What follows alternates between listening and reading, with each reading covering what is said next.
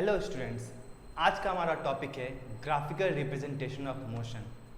आज हम लोग मोशन को रिप्रेजेंट करेंगे ग्राफ्स के ऊपर। लेकिन सबसे पहले मोशन का रिवीजन कर लेते हैं।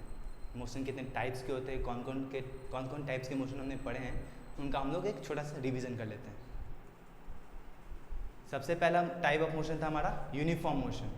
जब एक बॉडी इक्वल डिस्टेंस ट्रैवल करती है इक्वल टाइम इंटरवल में। कहने का मतलब अगर वो फर्स्ट 1 किलोमीटर 1 आवर में ट्रैवल करती है, 1 घंटे में 1 किलोमीटर जाती है, तो अगला 1 किलोमीटर भी वो 1 घंटे में ही जाएगी। इस टाइप के मोशन को यूनिफॉर्म मोशन बोलते हैं। इसका ग्राफ कैसा था, हमने देखा था वो straight line passing through the origin. ठीक, अगला मोशन कौन सा था, नॉन यूनिफॉर्म मोशन।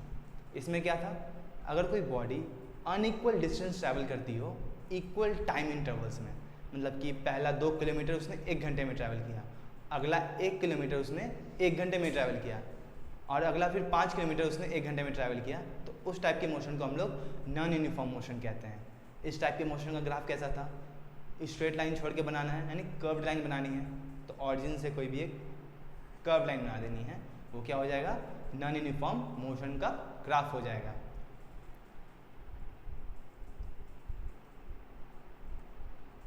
तो अभी हम लोग पढ़ने वाले हैं यूनिफॉर्म और नॉन यूनिफॉर्म मोशन के ग्राफ के बारे में। तो मोशन यानी वेलोसिटी को रिप्रेजेंट करेंगे, तो उसके लिए क्या होगा, वेलोसिटी का फॉर्मूला हमने क्या देखा था, v equal to distance by time. तो यानी डिस्टेंस होना चाहिए और टाइम होना चाहिए। तो हम एक एक्सिस पे क्या लेंगे, डिस्टेंस को लेंगे, और दूसरे एक्सिस पे टाइम को लेंगे। हम लोग यहाँ पे टाइम को एक्स एक्सिस पे लेंगे और डिस्टेंस को वाई एक्सिस पे लेंगे। ठीक है, और अगर हम यूनिफॉर्म मोशन के ग्राफ को देखें तो क्या होती है, स्ट्रेट लाइन होती है। तो ये देखिए, ये वाला ग्राफ क्या हो गया, यूनिफॉर्म मोशन का ग्राफ हो गया। इसमें क्या है, इक्वल डिस्टेंस ट्रैवल करेगा, इक्वल टाइम इंटरवल है, मतलब कि पहला 10 किलोमीटर भी 1 घंटे में, अगला 10 किलोमीटर भी 1 घंटे में। तो इसका ग्राफ क्या हो जाएगा, एक स्ट्रेट लाइन हो जाएगा पासिंग थ्रू दी ऑरिजिन। अगर कोई ग्राफ है, जैसे कि ये अभी ग्राफ है, ये जो लाइन है ये क्या डिनोट करता है, ये जो लाइन है इतना दूर, ये क्या डिनोट करता है, ये डिनोट करता है उसका स्लोप। इस ग्राफ का स्लोप कितना है, और स्लोप हम लोग कैसे निकालते हैं, स्लोप होता है परपेंडिकुलर बाय, स्लोप क्या होता है, परपेंडिकुलर बाय बेस। तो परपेंडिकुलर क्या है, मान लीजिए ए बी हमें स्लोप निकालना है, ए बी स्लोप है, उसको निकालना है, तो क्या करेंगे हम लोग, यहाँ से ऐसे प्रोजेक्ट ये परपेंडिकुलर डालेंगे 90 डिग्री का। तो परपेंडिकुलर क्या हो जाएगा, ये वाला पॉइंट मान लीजिए यहाँ एम है, तो यानी बी एम हो जाएगा हमारा परपेंडिकुलर, और ए एम क्या हो जाएगा हमारा, ए एम हो जाएगा हमारा बेस। तो हमारा स्लोप क्या हो जाएगा, स्लोप हो जाएगा हमारा B M by A M. B M by M क्या, बी एम क्या है, S2 माइनस S1, ग्राफ में रिप्रेजेंट किया हुआ है। बी एम क्या है, S2 माइनस S1, और ए एम क्या है, ए एम टाइम इंटरवल के एक्सिस के इक्वल है, पैरेलल है, तो ए एम क्या हो जाएगा, T2 minus T1, T2 minus T1। ये हमें एक फॉर्मूला देता है क्या, V equal to S2 minus S1 by T2 minus T1। ये फॉर्मूला है यूनिफॉर्म मोशन में। ग्राफ में कैसे आप वेलोसिटी फाइंड आउट कर सकते हैं, अगर आपको डिस्टेंस और टाइम पता हो, किसी भी एक पार्टिकुलर इंटरवल में आप वेलोसिटी निकाल सकते हैं ग्राफ के स्लोप को कैलकुलेट करके इस फॉर्मूले की मदद से। अगर नॉन यूनिफॉर्म मोशन रहा तो उसका ग्राफ कैसा होगा, कर्व लाइन होगी, स्ट्रेट लाइन नहीं होगा, जैसे स्ट्रेट लाइन यूनिफॉर्म का होता है और इसका कर्व लाइन होगा। तो चलिए आगे देखते हैं। अगला ग्राफ है वेलोसिटी टाइम ग्राफ। वेलोसिटी और टाइम ग्राफ में क्या पता चलेगा हमें, वेलोसिटी और टाइम का रिलेशन है, तो उसका रिजल्ट क्या होगा, उसका रिजल्ट होगा एक्सेलरेशन। वेलोसिटी टाइम ग्राफ हमें जो स्लोप है उसका स्लोप हमें एक्सेलरेशन देगा। क्यों देगा, वेलोसिटी एक साइड में अगर वेलोसिटी रखते हैं और उसे टाइम से डिवाइड करते हैं तो ये हमें कौन सी क्वांटिटी देगी, ये हमें एक्सेलरेशन देगा। वेलोसिटी और टाइम स्लोप क्या होता है, परपेंडिकुलर और बेस होता है। जैसे कि इस ग्राफ में देख लीजिए, यहाँ पे परपेंडिकुलर ये होगा, मान लीजिए हमें ए बी निकालना है, तो यहाँ पे परपेंडिकुलर डालेंगे, और यहाँ पे एम है, यानी बी एम होगा बटा ए एम। अब बी एम क्या है, यहाँ पे वेलोसिटी है, कोई ना कुछ वेलोसिटी रही होगी, कुछ ना कुछ वेलोसिटी आएगी, और ए एम क्या होगा, कोई ना कोई टाइम इंटरवल होगा, तो ये टाइम होगा। तो ये किसका फॉर्मूला है, वेलोसिटी बाय टाइम एक्सेलरेशन देता है हमें। तो ये वेलोसिटी टाइम ग्राफ का हमें जो स्लोप है वो एक्सेलरेशन देगा। वेलोसिटी टाइम ग्राफ से हम लोग एक और चीज़ फाइंड आउट कर सकते हैं, वो है डिस्टेंस। कैसे, v का फॉर्मूला क्या था, v equal to distance by time. s/t। अगर s को इधर रखें और t को उस साइड ले जाएं, क्रॉस मल्टीप्लाई कर दें, तो s इक्वल टू क्या हो जाएगा, v इंटू टी। यानी वेलोसिटी और टाइम का अगर हम लोग प्रोडक्ट कर दें एक पार्टिकुलर इंटरवल में, तो हमें क्या मिल जाएगा, डिस्टेंस मिल जाएगा, डिस्टेंस या डिस्प्लेसमेंट मिल जाएगा उस पार्टिकुलर टाइम इंटरवल का। एग्जांपल देख लीजिए इस ग्राफ का। मान लीजिए यहाँ पे t1 है और यहाँ t2 है, ठीक ना। यहाँ पे एक v चल रहा है कुछ, यहाँ पे एक पॉइंट है v, एक वेलोसिटी है उसकी, ठीक ना। अब हमें डिस्टेंस निकालना है, डिस्टेंस निकालना है, तो डिस्टेंस क्या होगा, distance equal to velocity into time. Velocity क्या है हमारा v, और टाइम क्या है, time interval t2 minus t1 है, t2 माइनस t1 है। तो हमारा क्या हो गया, ये हो गया फॉर्मूला। लेकिन जरा अगर आप ग्राफ को देखें तो क्या पता चलता है, एक है क्या, v क्या है, ये वाला पार्ट है AD, है ना, और t2 माइनस t1 क्या है, t2 माइनस t1 है AB, है ना, AB के इक्वल है, पैरेलल है, इक्वल है। तो क्या हो गया, ये एक तरह से जो रेक्टेंगल है ABCD, उसका लेंथ है और ब्रेथ है ना। AD क्या है, उसका लेंथ हो गया, और AB क्या हो गया, उसका ब्रेथ हो गया। मतलब कहने का क्या, जो एरिया ऑक्यूपाइड होगा, जो भी एरिया अगर हम निकाल देते हैं ग्राफ का, तो वो क्या देगा, हमें डिस्टेंस देगा या डिस्प्लेसमेंट देगा वेलोसिटी टाइम ग्राफ में, ठीक है। उसी तरह इसमें भी देखिए, ये पूरा एरिया है, ये पूरा डिस्टेंस इस यहाँ से t1 और t2 टाइम इंटरवल में, ये इसमें ये था, ये एरिया था, इसमें कौन सा एरिया होगा, ये एरिया होगा इस टाइम इंटरवल के लिए, t2 minus t1 time interval के लिए होगा, ठीक है। ये हो गया एरिया के बारे में, स्लोप के बारे में, आप कैसे डिस्टेंस निकाल सकते हैं वेलोसिटी टाइम ग्राफ से, और एक्सेलरेशन निकाल सकते हैं वेलोसिटी टाइम ग्राफ से। अब देख लीजिए दो मोशन है, यूनिफॉर्म मोशन है, जिसमें एक्सेलरेशन क्या होगा, जीरो होगा। अगर एक्सेलरेशन जीरो होगा तो ग्राफ ऊपर की तरफ जाएगा नहीं, इंक्रीज ही नहीं करेगा, तो वो क्या रहेगा, पैरेलल हो जाएगा टाइम एक्सिस के। अगर यूनिफॉर्मली एक्सेलरेटेड यानी एक्सेलरेशन हो रहा है, तो वेलोसिटी उसकी कॉन्स्टेंटली मतलब वेलोसिटी चेंज होते रहेगी, तो वेलोसिटी चेंज होगी मतलब इंक्रीज होगी, मतलब टाइम डिस्टेंस टाइम ग्राफ में, वेलोसिटी टाइम ग्राफ में एक्सेलरेशन इंक्रीजिंग दिखाएगा, यानी ये यूनिफॉर्मली एक्सेलरेटेड मोशन का ग्राफ है, ठीक है। इतना समझ में आया। अब हम इन सब की मदद से जो भी हमने पढ़ा, डिस्टेंस निकालना, एक्सेलरेशन निकालना, वेलोसिटी निकालना, इन सब की मदद से हम लोग इक्वेशंस ड्राइव करेंगे, ठीक है। वो तीन इक्वेशंस जो हम लोग ड्राइव करने वाले हैं वो आपके सामने हैं। इन्हें इक्वेशन ऑफ मोशन कहा जाता है। तीन इक्वेशन ऑफ मोशन है। पहला है वेलोसिटी टाइम रिलेशन का, v equal to you plus A T. दूसरा है पोजिशन टाइम रिलेशन का, s is equal to U T plus half A T square. तीसरा है पोजिशन वेलोसिटी रिलेशन जो कि है 2as equal to V square minus you square. इन सब फॉर्मूलाज को हम लोग ग्राफ्स की मदद से ड्राइव करेंगे, ठीक है। चलिए सबसे पहला देखते हैं वेलोसिटी टाइम रिलेशन। तो सबसे पहला फर्स्ट इक्वेशन ऑफ मोशन है, वेलोसिटी टाइम रिलेशन को बताता है। तो सबसे पहले ग्राफ को देखते हैं, कुछ नहीं देखिए फॉर्मूला, पहले ग्राफ को देखिए। हमें क्या चाहिए, वेलोसिटी और टाइम में रिलेशन चाहिए, ठीक। तो वेलोसिटी और टाइम में रिलेशन चाहिए, तो हम लोग ग्राफ बनाएंगे किसका, वेलोसिटी और टाइम का ग्राफ। हमें वेलोसिटी का और टाइम का ग्राफ बना दिया। उसमें हमने ले लिया कि कुछ इनिशियल वेलोसिटी थी ऑब्जेक्ट की, एक ऑब्जेक्ट है कोई, उसकी इनिशियल वेलोसिटी यू थी और फाइनल वेलोसिटी v थी। ए पॉइंट से यहाँ पे a मान लिया, यहाँ पे b पे है, ठीक है। और टाइम उसने कितना लिया, टाइम लिया उसने t, टोटल टाइम उसने लिया t। u से v में वेलोसिटी चेंज हो गई ताकि एक्सेलरेशन भी हुआ था, इसलिए u से वेलोसिटी चेंज हो गई, v हो गई, टाइम भी लिया उसने, तो क्या हो गया, एक्सेलरेशन भी कुछ हुआ होगा। ये स्लोप क्या बताएगा हमें, ये स्लोप है, ये हमें एक्सेलरेशन बताएगा कि एक्सेलरेशन कितना हुआ है, ठीक है। और एक्सेलरेशन कैसे निकालते हैं, आपको मैंने पहले बताया एक्सेलरेशन कैसे निकालते हैं, v/t, या फिर स्लोप, ग्राफ में स्लोप होता है। और स्लोप क्या हो गया, परपेंडिकुलर बाय बेस। तो यहाँ पे ये परपेंडिकुलर है vd क्या हो गया, परपेंडिकुलर, और बेस क्या हो गया हमारा, बेस हो गया हमारा ad। इस AB लाइन के लिए बेस क्या है हमारा, AD बेस है, और इस AB लाइन के लिए AD बेस हो गया, और परपेंडिकुलर क्या हो गया इसका, BD हो गया, ठीक है। बस इतना ही। अब बाकी जो वैल्यूज है ना ग्राफ से, सीधे उसको सब्स्टिट्यूट कर देना है, इतना ही करना है इस फॉर्मूला में निकाल, इस फॉर्मूला को ड्राइव करने के लिए। चलिए फॉर्मूला को देखते हैं। Slope of velocity time graph क्या है? एक्सेलरेशन बताता है, पहले ही हमने पढ़ लिया इसको, ठीक है। स्लोप क्या होता है? स्लोप यहाँ पे ए बी है, स्लोप ए बी है, B D by A D हो जाएगा, परपेंडिकुलर बाय बेस हो जाएगा, परपेंडिकुलर। अब देखिए ए बी का वैल्यू कितना है? ए बी का वैल्यू हो गया B D by A D. अब बी डी को हम लोग क्या लिख सकते हैं? बी डी को हम लोग क्या लिख सकते हैं? बी सी क्या है? Total B D plus D C है, ये डिस्टेंस कितना है? बी डी है, तो इसको बी सी और बी डी और डी सी को जोड़ेंगे तो बी सी मिल जाएगा पूरा हमें, और बी डी क्या हो जाएगा उस हिसाब से, इसको इस साइड ले जाएंगे तो B C minus D C हो जाएगा। अब बी सी क्या है हमारा? बी सी है बी और डी सी क्या है हमारा? यू है। डी सी क्या है हमारा? यू के बराबर है, यहाँ पे देखिए डी सी यू के बराबर है, और ये क्या है? पूरा ये टोटल बी है, तो ये क्या हो गया? बी माइनस यू हो गया, किसका वैल्यू? बी डी का वैल्यू। हम इस वैल्यू को सब्स्टिट्यूट कर देंगे, substituting values from the graph. तो ए बी क्या है? ए बी हमारा एक्सेलरेशन है, ए लिख दिया उसकी जगह। B C minus D C यानी जो बी डी है वो कितना आया हमारा? बी माइनस यू आया, तो हमने बी माइनस यू लिख दिया। और क्या करना है? उसको डिवाइड करना है किससे? ए डी से डिवाइड करना है। तो ए डी कितना है? ए डी कितना है? ए डी है हमारा टाइम।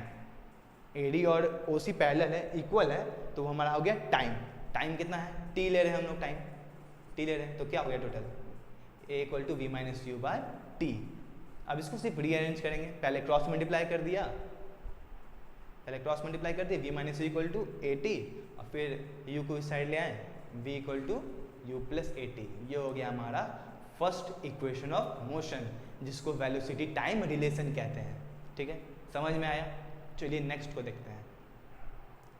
दूसरा रिलेशन है हमारा पोजीशन टाइम रिलेशन, इसे सेकेंड इक्वेशन ऑफ मोशन कहते हैं।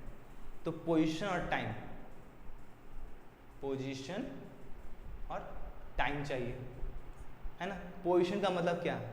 अगर आप ए पॉइंट से शुरू कर रहे हो और बी पे फिनिश कर रहे हो, तो आपको वो पोजीशन चेंज हो गई, तो वो पोजीशन और टाइम के बीच का रिलेशन क्या है? उसके लिए क्या होगा? उसमें भी एक एक्सेलरेशन होगा। आपकी वेलोसिटी 0 थी, या फिर कुछ यू रही होगी, फिर वी हो गई, आपने कुछ डिस्टेंस ट्रैवल किया, एस डिस्टेंस मान लीजिए आपने एस डिस्टेंस ट्रैवल किया, आपने टाइम लिया टी, आपका एक्सेलरेशन ए रहा होगा, ठीक है। ये सब हमने अज्यूम कर लिया, ठीक है। अब हमें रिलेशन बताना है कि डिस्टेंस और टाइम में क्या रिलेशन है, पोजीशन और टाइम में क्या रिलेशन है, वो हमें ग्राफ और इक्वेशन की मदद से बताना है, ठीक है। तो वेलोसिटी टाइम ग्राफ, आप ग्राफ को देखिए, वेलोसिटी टाइम ग्राफ में आप पोजीशन यानी डिस्टेंस कैसे निकालते थे? उसके अंदर का एरिया, जो एरिया उसने ऑक्यूपाई किया उस टाइम इंटरवल में, टाइम इंटरवल क्या है हमारा? टी है, टाइम इंटरवल ये पूरा है हमारा टाइम इंटरवल। इसमें जो ग्राफ है यहाँ पे ए बी, ये लाइन है, इसने कितना एरिया ऑक्यूपाई किया? ये पूरा, और ये भी पूरा, ये पूरा एरिया और ये पूरा एरिया ऑक्यूपाई किया उसने, ठीक ना। तो टोटल जो डिस्टेंस ट्रैवल होगा, जो डिस्प्लेसमेंट होगा, वो पूरा एरिया होगा। जो ट्राइंगल कौन कौन सा है? ए बी डी हो गया ट्राइंगल, और जो रेक्टेंगल है यू डी सी ओ, यू डी सी ओ रेक्टेंगल का एरिया जोड़ देंगे, और ए बी डी जो ट्राइंगल है उसका एरिया जोड़ देंगे, तो हमें क्या मिल जाएगा? डिस्प्लेसमेंट मिल जाएगा, ठीक। तो आइए देखते हैं, एरिया अंडर स्लोप क्या हो गया? डिस्प्लेसमेंट हो गया, पहले हमने पढ़ लिया ग्राफ में इसे। तो एरिया अंडर स्लोप डिस्प्लेसमेंट होगा, मतलब कहने का क्या? Area of O A B C, O से शुरू किया बी पे, फिर ये टोटल जो डिस्टेंस होगा ये हो गया area under, area of O A B C, जो डिस्प्लेसमेंट हमें देगा, ठीक। ये वाला एरिया और ये वाला एरिया। तो area of O A B C क्या है? Area of rectangle A D C O और area of triangle A B D. हमें इन दोनों का एरिया ऐड करना होगा, तब हमें टोटल एरिया मिल जाएगा इसका। तो टोटल एरिया क्या है? डिस्प्लेसमेंट है, डिस्प्लेसमेंट का क्या है? एस। और एरिया ऑफ रेक्टेंगल कैसे निकालते हैं? लेंथ को ब्रेड्थ से मल्टीप्लाई कर देंगे। लेंथ क्या है इसकी? ओ सी है, लेंथ है इसकी ओ सी, ये वाली डिस्टेंस, और ब्रेड्थ कितनी है इसकी? ओ ए है। और फिर ट्राइंगल में क्या होता है? ट्राइंगल का एरिया क्या होता है? Half of the product of perpendicular into base, 1/2 b into b by p होता है ना, half of the by 2 p into b, perpendicular और हाइट का, जो बेस और हाइट का जो प्रोडक्ट होता है हाफ, वो होता है area of triangle A B D. तो इसमें जो परपेंडिकुलर है वो क्या है?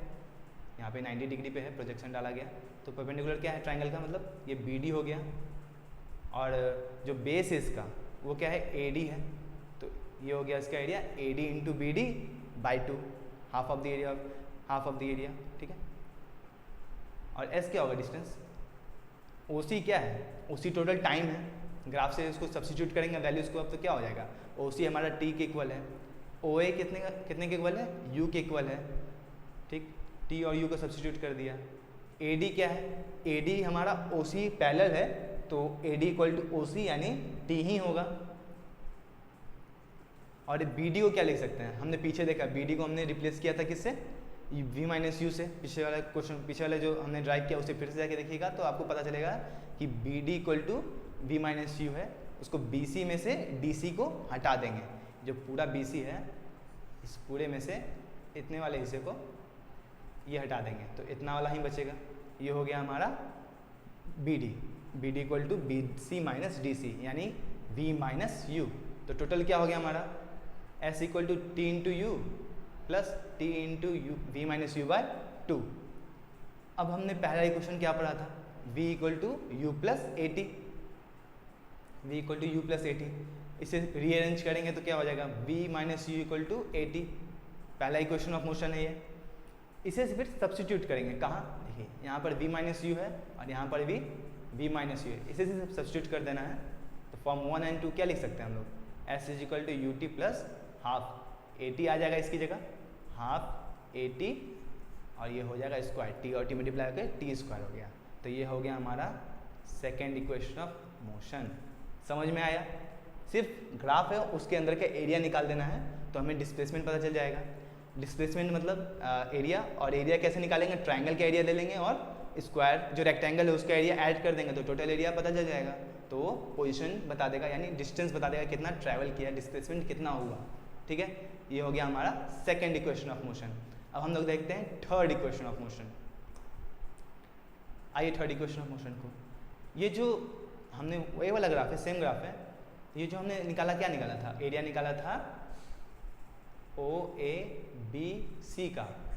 ओ ए बी सी है क्या, ओ ए बी सी एक ट्रेपेजियम है, तो हम लोग उसका एरिया एक और तरीके से निकाल सकते हैं ट्रेपेजियम के फॉर्म में, कि ट्रेपेजियम का कितना एरिया है उसके हिसाब से निकाल सकते हैं। तो ओ ए बी सी का एरिया क्या होगा, ट्रेपेजियम का एरिया हो गया ट्रेपेजियम ओ ए बी सी, और उसका एरिया हमें क्या दे देगा, डिस्प्लेसमेंट दे देगा। थर्ड इक्वेशन भी क्या है, पोजीशन और वेलोसिटी, यानी हमें क्या चाहिए, यानी डिस्टेंस और वेलोसिटी, ये दोनों के बीच का रिलेशन चाहिए, ठीक है। और इसके लिए हमें क्या निकालना पड़ेगा, डिस्टेंस निकालना पड़ेगा, वेलोसिटी टाइम ग्राफ लेंगे और उसका एरिया निकालेंगे तो हमें क्या मिल जाएगा, डिस्प्लेसमेंट मिल जाएगा, ठीक। Area of trapezium O A B C होगा, O A B C trapezium है तो ट्रेपेजियम का एरिया क्या होता है, sum of parallel sides into distance between them, हाँ ठीक है, half of the sum of parallel sides into sum of parallel sides. Parallel sides कौन कौन से हैं, ओ ए है, ये साइड है ओ ए और बी सी, ये दोनों पैरेलल साइड्स हैं, दोनों का sum into distance between them. Distance कितना दोनों के बीच का, ये दोनों का डिस्टेंस है ओ सी, और उसको 2 से डिवाइड कर देंगे, half of the product of half of the sum of parallel sides into distance between them. Area of trapezium निकल जाएगा ओ ए बी सी, ये दूसरे फॉर्मूला से, ठीक है। तो फिर इसको सब्स्टिट्यूट करेंगे वैल्यूज़ को ग्राफ से, तो हमें क्या मिल जाएगा, डिस्प्लेसमेंट है एस और ओ ए प्लस बी सी, ओ ए कितना है, ओ ए सब्स्टिट्यूट करेंगे वैल्यू तो यू होगा, ओ ए क्या है, यू है यहाँ पे, और बी डी है, बी सी है, तो बी सी टोटल कितना है, टोटल वी है, तो टोटल दोनों का सम हो जाएगा यू प्लस वी। और ओ सी क्या है, ओ सी टाइम इंटरवल है, ओ सी टाइम इंटरवल है, ओ सी टाइम इंटरवल है कितना, सब्स्टिट्यूट करेंगे अगर ग्राफ से वैल्यूज़ तो वो टी के इक्वल है, टोटल टाइम टेकन है, यानी क्या हो गया u plus v into t by 2, ये हो गया s। अब इसे हम लोग फिर से सब्स्टिट्यूट करेंगे कौन से फॉर्मूला से, फर्स्ट इक्वेशन ऑफ मोशन पे। फर्स्ट इक्वेशन ऑफ मोशन क्या था, v equal to you plus A t, इसमें से हम लोग t निकाल लेंगे तो क्या मिल जाएगा हमें v minus u by a, rearrange कर लिया v minus u by a. अब हम फर्स्ट और सेकेंड इक्वेशन में सब्स्टिट्यूशन करेंगे। फर्स्ट इक्वेशन में हमारे पास क्या था, t था, सेकेंड इक्वेशन में t का वैल्यू हमने निकाला, इसको सिर्फ सब्स्टिट्यूट कर देना है तो क्या हो जाएगा, s equal to v plus u into v minus u by 2a आ जाएगा। 2a को उस साइड ले जाएंगे तो इधर क्या हो जाएगा, 2as हो जाएगा। और इस फॉर्मूला से आपको याद होगा a minus b into a plus b क्या होता है, a square minus b square, तो उस हिसाब से v plus u into v minus u क्या हो जाएगा, v square minus you square, v square minus u square. ये हमें पहुंचाता है हमारे थर्ड इक्वेशन ऑफ मोशन पे, जो कि रिलेशन है पोजीशन और वेलोसिटी का। तो चलिए अब इस चैप्टर का लास्ट टॉपिक देखते हैं, जो कि है यूनिफॉर्म सर्कुलर मोशन। आपने बचपन में एक पत्थर में धागा बांध के उसे खूब ऐसे गोल गोल घुमाया होगा, और जब आप उसे छोड़ते होंगे तो वो एक सीधी डायरेक्शन में जाता होगा। ऐसा तो नहीं होता वो गोल गोल गोल गोल घूमते जाता है ना। तो वो जब छोड़ते हैं आप उसे ऐसे घुमा घुमा के, तो वो एक सीधी डायरेक्शन में जाता है। इस मोशन को हम लोग कैसे समझेंगे? ये भी तो एक मोशन है, उसके जो पत्थर है उसका पोजीशन चेंज हो रहा है, तो वो कौन सा मोशन है, किस टाइप का मोशन है, वो हम लोग समझेंगे अभी। वो उस मोशन को हम लोग कहते हैं यूनिफॉर्म सर्कुलर मोशन। वो सर्कल में घूम रहा है गोल गोल, ठीक, और उसकी स्पीड क्या है? यूनिफॉर्म है। कहीं भी देखिएगा तो उसकी स्पीड यूनिफॉर्म है। लेकिन जब आप सर्कल को देखते हैं तो क्या होता है? मान लीजिए पत्थर है, यहाँ पे आपने पत्थर बांध रखा है। ये पत्थर आपने फोर्स लगाया ऐसे घुमाने के लिए, तो पत्थर कहाँ जाना चाहेगा? पत्थर जाना चाहेगा ऐसे। आप जब छोड़ते भी हैं तो वो सीधा जाता है, वो सीधा जाना चाहेगा। लेकिन फिर क्या होता है? आपने तो उसे रस्सी से बांध रखा है, इस रस्सी से आपने बांध रखा है, तो वो क्या होता है? वो ऐसे फिर इधर आता है, फिर आप उधर जाना चाहता है, लेकिन फिर वो ऐसे ऐसे घूमते घूमते फिर वो यहाँ आता है, फिर वो इधर जाना चाहता है, पर आपकी रस्सी जो बंधी हुई रहती है, आपके हाथ से जो जुड़ी हुई रहती है, वो ऐसे ऐसे करके उसे इसी पाथ पे रखती है, एक सर्कुलर पाथ पे रखती है, और उसकी वेलोसिटी, उसकी जो स्पीड है वो कांस्टेंट रहती है। इस टाइप के मोशन को हम लोग बोलते हैं यूनिफॉर्म सर्कुलर मोशन। इसमें डायरेक्शन चेंज हो रहा है, पहले इस डायरेक्शन में जा रहा था, फिर हल्का इधर हो गया, फिर इधर हो गया, फिर इस साइड चलने लगा, फिर यहाँ पे आएगा तो इस साइड जाने लगेगा। ये डायरेक्शन क्या हो रहा है? चेंज हो रहा है। और डायरेक्शन चेंज होगा तो क्या होगा? वो अगर स्केलर देखेंगे, वेलोसिटी क्या हो जाएगा? चेंज हो जाएगा, क्योंकि वेलोसिटी में डायरेक्शन होता है चेंज, तो वेलोसिटी भी चेंज हो जाती है। वो एक स्केलर क्वांटिटी है। एक सर्कुलर पाथ पे डिस्टेंस कितना ट्रैवल करिएगा? डिस्टेंस मतलब उसका सरकमफेरेंस हो गया, और सरकमफेरेंस यानी पेरीमीटर हो गया, पेरीमीटर ऑफ ए सर्कल हो गया। डिस्टेंस टोटल कितना हो गया? Perimeter of a circle. Round and round उसी पाथ पे हम लोग जा रहे हैं, तो टोटल सरकमफेरेंस क्या होता है सर्कल का? 2πr होता है, यानी डिस्टेंस क्या हो गया? 2πr ट्रैवल कर रहा है। और स्पीड क्या हो जाएगा? मान लीजिए आपने 10 सेकंड में किया तो 2πr/10 सेकेंड्स, यानी डिस्टेंस बाय टाइम 2πr/t, ये हो गया स्पीड, ठीक। अब यूनिफॉर्म सर्कुलर मोशन की डेफिनेशन को देख लेते हैं। इफ़ एन ऑब्जेक्ट यानी आपका जो पत्थर था, moves in a circular path, आपने उसे रस्सी बांध के घुमाया, सर्कुलर पाथ पे घुमाया, विथ यूनिफॉर्म स्पीड। ये स्पीड है, देखिएगा स्पीड है, मतलब वेलोसिटी नहीं। वेलोसिटी होती तो उसका डायरेक्शन चेंज होता, वो यूनिफॉर्म नहीं रहता, वो बदलता रहता। और स्पीड है तो स्केलर क्वांटिटी है, डायरेक्शन का कोई झंझट नहीं है इसमें, और वो यूनिफॉर्म हो सकता है। अगर एक ऑब्जेक्ट मूव करता है एक सर्कुलर पाथ पे एक यूनिफॉर्म स्पीड से, तो उसके मोशन को हम लोग यूनिफॉर्म सर्कुलर मोशन कहेंगे। एग्जाम्पल में आपका अर्थ का मोशन हो गया अराउंड द सन, आपने जो पत्थर घुमा रहे थे रस्सी बांध के, वो भी हो गया यूनिफॉर्म सर्कुलर मोशन का डेफिनेशन। और ये चैप्टर यहाँ पे होता है एंड। अगले वीडियो में हम लोग इसके न्यूमेरिकल्स करेंगे, जो टेक्सचुअल क्वेश्चन है उसे कंप्लीट करेंगे, और कुछ नई चीज़ों को भी सीखेंगे। तब तक के लिए थैंक यू।